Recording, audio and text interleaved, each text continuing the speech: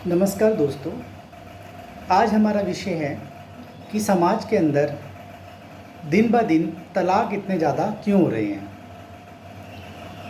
उसका मेन कारण ये है कि लोग एक दूसरे को समझ बहुत कम रहे हैं और ना समझने का टाइम दे रहे हैं। शादी में अपनी अपनी चलाना, चाहे बॉय अपनी अपनी चलाए, गर्ल्स अपनी चलाएं।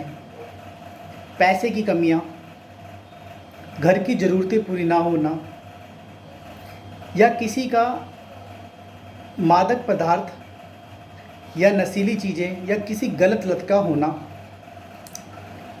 एक दूसरे में से किसी एक के प्रति चीटिंग करना, एक्सटर्नल अफेयर, और बॉय या गर्ल के माता पिता पेरेंट्स का बहुत ज़्यादा इंटरफेयर करना उनकी पर्सनल लाइफ में।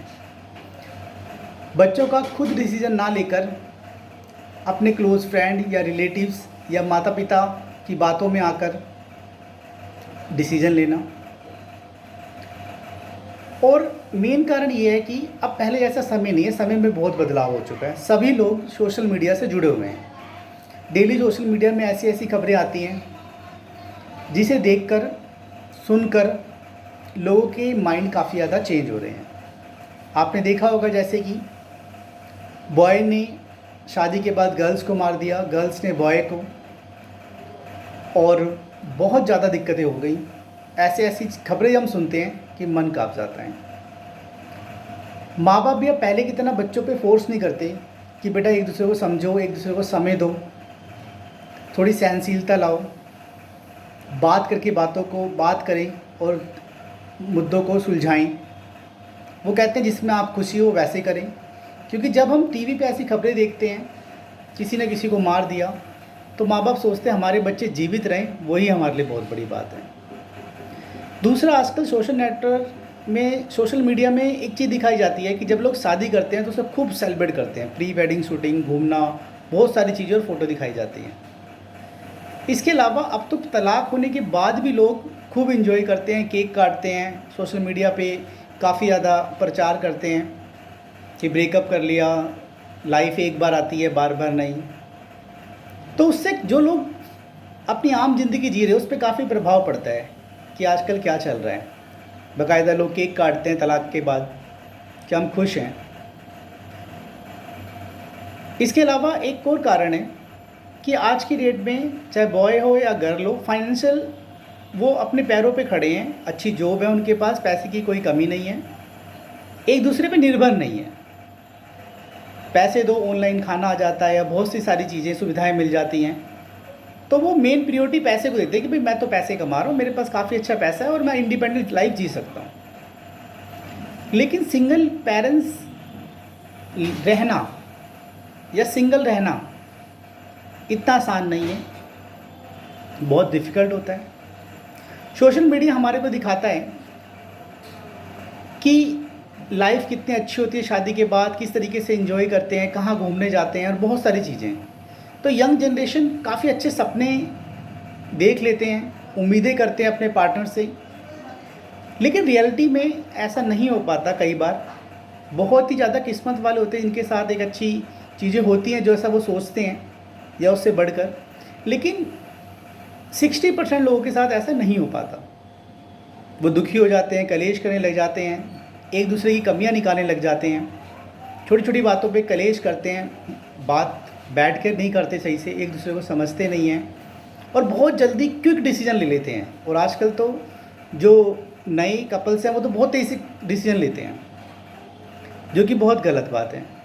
चलो, अगर आपने तलाक का डिसीजन ले लिया, आप सेकंड मैरिज करते हो रुक कर 4-5 साल बाद या जैसे भी करते हो, तो क्या उम्मीद है कि जो आपका नया पार्टनर, चाहे बॉय और गर्ल, क्या उसके साथ ये इशू नहीं उठेंगे? क्या उसके साथ भी आपको इसी तरीके से नेक्स्ट स्टेप करोगे? क्योंकि हमारे कल्चर में वेस्टर्न कल्चर मिक्स हो चुका है। बाहर के देश में तो ये आम बात है, वहाँ पर ज़्यादातर शादियाँ टिकती ही नहीं है, 90% तलाक हो जाते हैं। क्यों? क्योंकि वहाँ के लोग वो करना चाहते हैं जो उनकी खुशी, जो उन्हें अच्छा लग रहा है, कब तक उन्हें खुद भी नहीं पता कि आगे क्या होगा।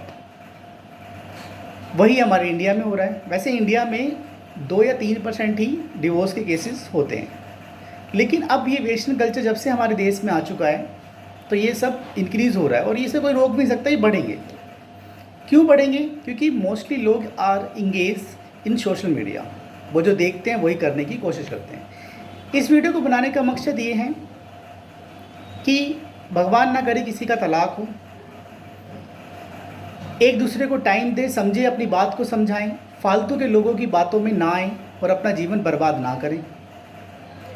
दूसरे को एक दूसरे को टाइम दे के समझना पड़ेगा एक दूसरे की आवश्यकताओं को। कुछ चीज़ें मैटर बहुत ज़्यादा करती है, जैसे फाइनेंशियल, पैसे की दिक्कत, घर की ज़रूरतें, उसके लिए थोड़ा कंप्रोमाइज़, थोड़ा एक दूसरे को सहनशीलता ला के समझा कर करना पड़ेगा काम, तभी कुछ हो पाएगा। लेकिन अगर कंडीशन बहुत ज़्यादा ख़राब हो जाती है, जब ऐसा लगता है कि भाई अब नहीं रहा जा रहा, बहुत ज़्यादा दिक्कत हो रही है, लेकिन जब आप टाइम दे चुके हो, आपने बात समझा दी हो, अपनी बात रख दी हो और थोड़ा सा टाइम दिया हो, कोर्ट भी 6 महीने का टाइम देता है आपस में एक दूसरे को समझने का, क्योंकि डिसीजन लेना आसान है, बाकी उसको दोबारा से बनाना बड़ा मुश्किल है। आप फर्स्ट डिसीजन लेते हो तलाक का, लोग खुश हो जाते हैं, इंगेज करते हैं, एप्रिशिएट करते हैं, कहते हैं सही किया।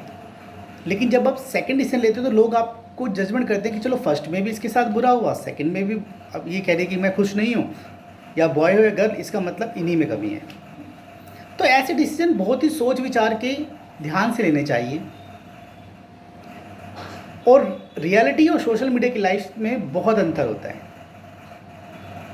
आई होप, मैं किसी का दिल दुखाना नहीं चाहता, बट ये वीडियो बना के मैं आपको बताना चाहता हूँ कि लाइफ में पार्टनरशिप होना, हस्बैंड वाइफ का रिलेशन बहुत ज़रूरी है।